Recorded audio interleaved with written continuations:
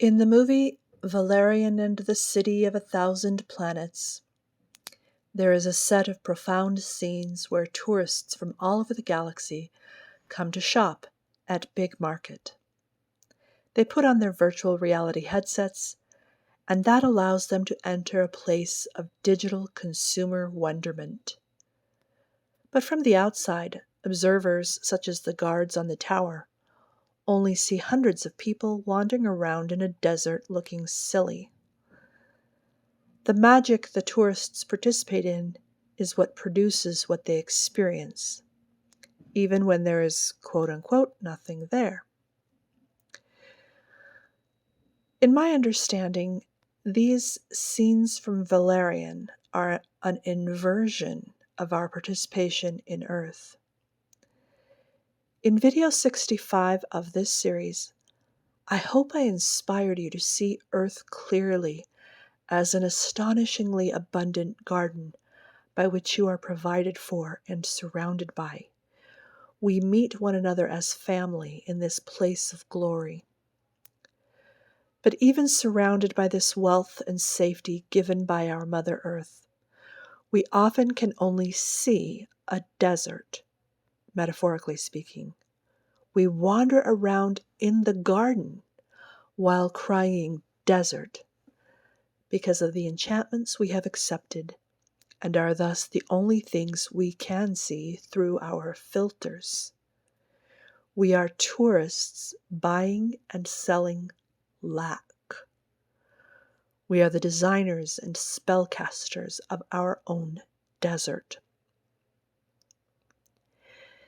In Sanskrit, the translation for the English term of magic is Indrajala, and I'm sure I am mispronouncing that. I apologize. Indra's net, which is an interesting choice of term that ties our perceptual filters as very similar to our current technological ability to create and enter virtual realities, and as I just illustrated with the big market reference, versus our inability to rest in the earth garden that is actually here with us and for us. Indra is a deity king who imposed order because chaos was fearful to humans. However, this order is external, a net of Maya, or the world, or illusion. And this order itself is fearful and damaging for those who do not know Shanti, or peace. There is more than one kind of order. There is the order of Maya, or Indrajala, in other words, illusion. And there is the order of Shanti, which comes from within, and does not require the chaos to end as such, but chaos is surrendered to as simply the encounter of the gifts of life, or at the very least, of what is. Relying on enchantment to bring peace is something that will always fail in the end for us, personally and collectively. And I have talked about this failure of magic quite a bit throughout this series in various ways. Think of young children as they gather outside or in their play areas. Let's play school, they say. Let's play house. Let's play army. We think we've grown up and that our activities are real and are no longer games. But that's just foolishness of the deepest kind. Most adults aren't even adults. Talking about myself, many of us are stuck as wounded children, as unaware and misguided magicians, playing horrible games, with very few Shanti humans available to correct or comfort. But there are some Shanti humans available. We may just have to go outside of our house, literally and metaphorically, to seek their wisdom and light. One of the deepest enchantments many of us are bound within is the game of authority. Authority is the spell of Indra to weave Maya. There is no authority in the natural universe. Authority has no true nature. Authority, external authority, is always deception. The universe is chaos. You can pretend otherwise by closing your eyes, putting on a mask, submitting to the enchantment of a deity or king or system. Or you can be willing to have your eyes opened. You will see life. Certainly, that journey can be unsettling, especially at the beginning. Authority has one purpose, and that is the harnessing of your life force for the purposes of the authority. Authority is possession. You may fear possession by the dead, but the dead do not need to possess you because you are already possessed by the living. An authority speaks, and your body and your energy operate according to what was spoken to you. These words, these worlds spun, may come by way of parents, media, religion, government, etc., etc., etc.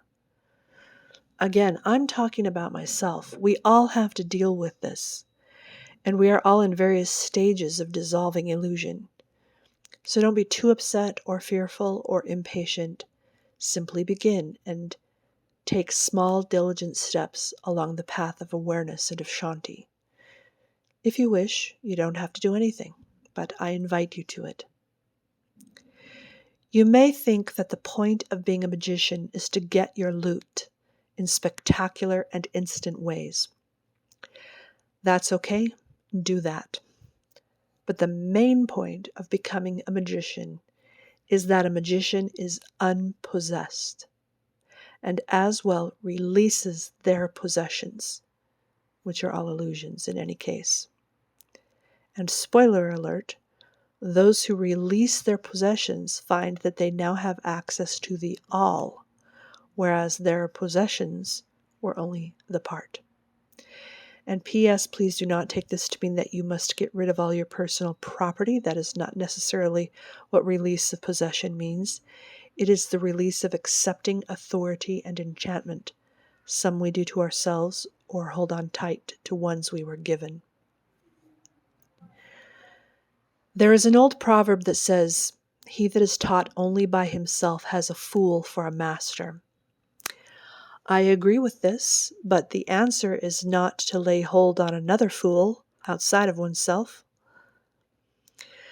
Chaos is not an actual thing. It's a way of looking at the universe. And the universe isn't anything other than us. It's us. We're the universe. It's ourselves and our loved ones and the sacred guest. Chaos is each of us and all of us shining as our true selves in unlimited agency and freedom. It's all of us as master magicians. And by God, we can't have that much chaos, can we? We can't have that much freedom. That's what we fear, our own freedom and the freedom of others. We prefer being bound by authority and story. We prefer to close our eyes and have our body and our life course puppeted.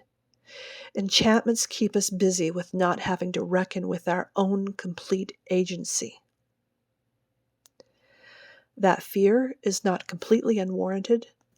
Not all humans will choose harmlessness. Many may choose harm. We will all make mistakes of harm, even when we don't mean to, along the way of our cosmic and earth journeys. Or even if we meant to at the time. There may come a time when our eyes are opened further and we begin to be tormented by the memory of the harm we have done to ourselves and to others.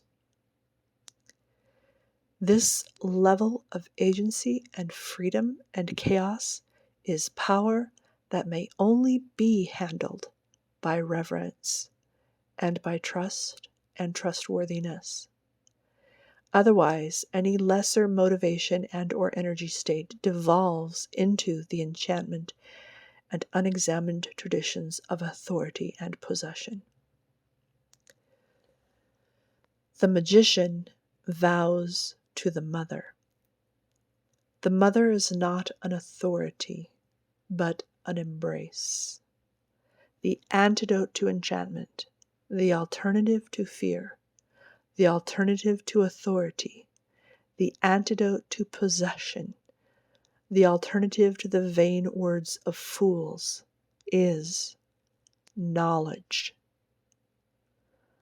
Knowledge is the connection, the oneness with other beings, the family of Earth and the family of the universe. The opposite of authority is connection. Authority is the theft of life force. Knowledge is the willing and free sharing of life force. We must be willing to be taught by all those we encounter and see from their point of view instead of being possessed by our flavor of illusion. We must trust one another, and we must be worthy of the trust of others. And for the most part, we are not prepared for that. Even those of us who desire this are on a long journey to be able to truly live it. This is the path of the magician. I have already introduced in previous lessons how the magician is one station of archetypal progression, and the previous stations are the wrestle within the illusion and becoming good and powerful within the story. But then the game levels up, resets.